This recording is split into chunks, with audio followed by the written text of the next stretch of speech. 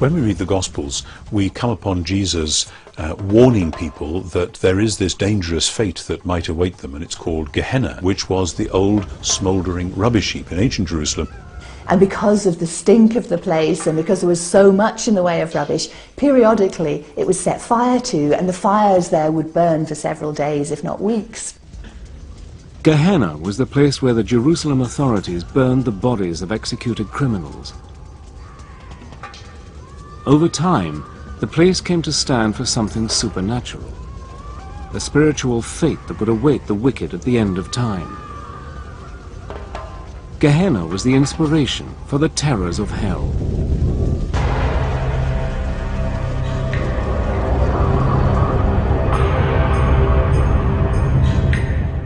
By the time the Christian Gospels are written, towards the end of the 1st century AD, Satan has grown into a powerful figure.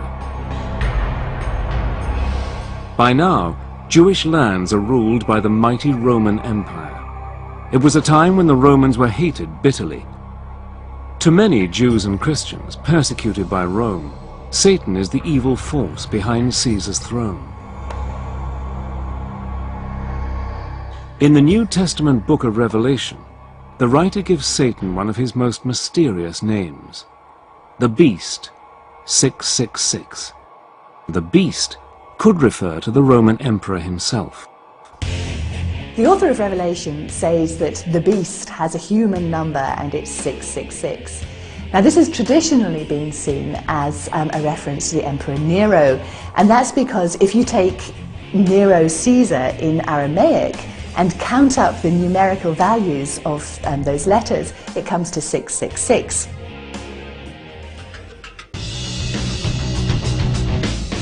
The book of Revelation says that the devil was sent down by God into the abyss, where he will be locked up for 1,000 years. When he gets out, the end of the world will come. An apocalyptic battle will take place as good and evil fight it out to the end.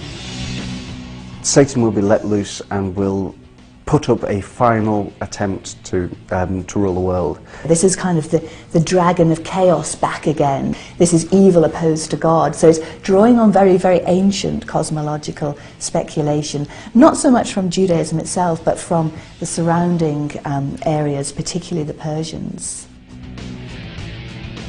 So what does the devil look like at the dawn of the Christian era?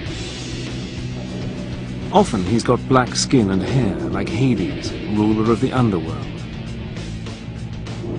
His wings echo the story that he was once an angel, although they look more like the wings of a dragon. For thousands of years, the dragon was the symbol of an evil force.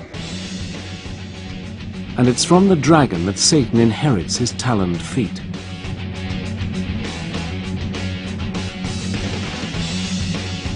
When Satan isn't being a dragon, he's a snake.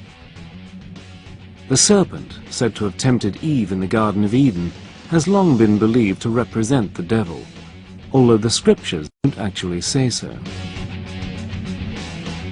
In fact, Christian leaders disagree, sometimes violently, about what the devil is like. But one thing they do agree on, he is busy working with and through their enemies. 4 centuries after Christ, a Roman emperor, Constantine the Great, converts to Christianity. Within a generation, the once persecuted religion is the official creed of the mightiest empire on earth. Christian bishops now have real power, backed up by the state, and they use Satan to help them keep it. Again and again, church leaders claim that those who disagree with them, especially other Christian groups, are working for the devil.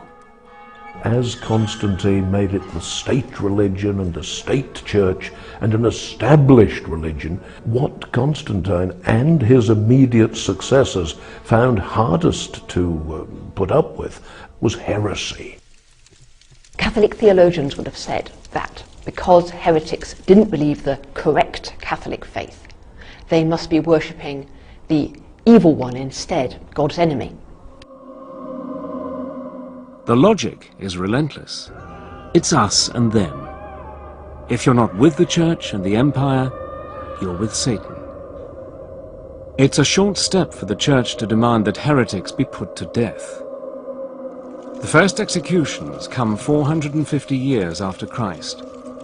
Over the following centuries, the numbers of people killed for supposedly working for Satan grows to many tens, possibly hundreds of thousands.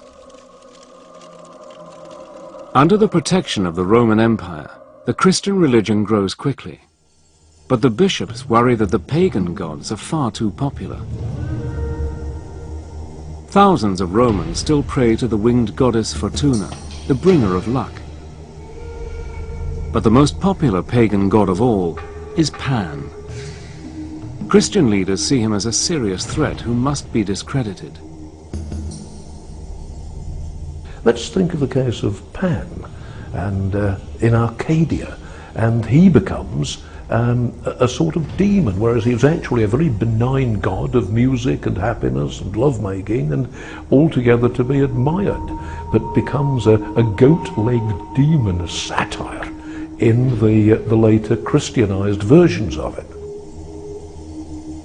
Satan now adopts Pan's best-known features.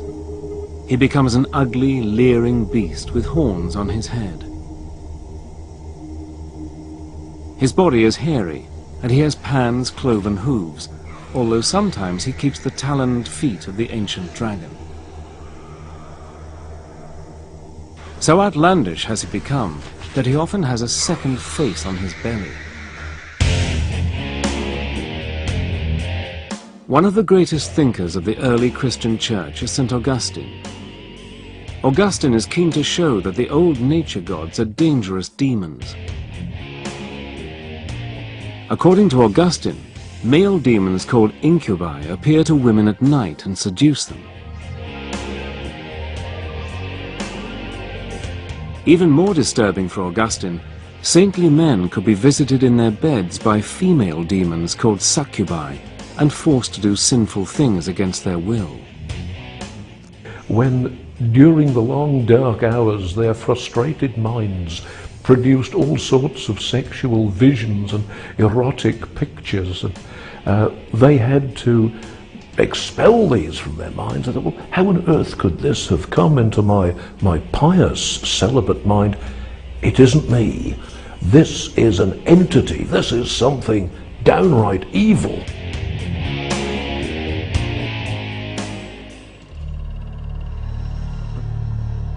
By the Middle Ages, after 1,000 years of Christian teaching, the Church has persuaded its followers that the devil and his demons are real, and that Satan is a powerful enemy. The problem is that some Christians take the idea a lot further than the bishops want.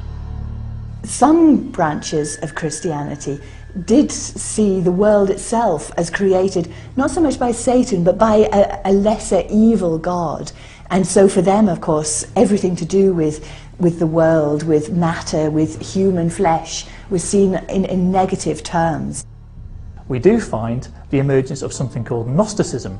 Gnostic Christians carried with them this very clear notion of a good God and a bad God. There's the good God who created everything spiritual, and there's the evil God who created everything physical, which means that everything that you can see or touch or sense with any of the five senses is actually coming from the evil God. One group which is taking enthusiastically to the Gnostic idea of good and evil is the Cathars of southern France.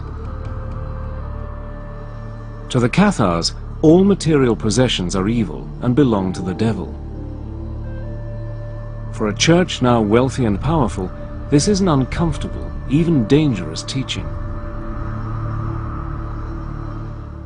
The common people loved and admired them, called them les bonhommes, because they were healers. When the Cathars went around doing good, as they most certainly did, feeding the poor and healing the sick, so they were teaching people to avoid marriage, to avoid procreation, because all you will do if you have a family is to bring that new child into this decadent, evil, physical world where we should all be concentrating on spirituality.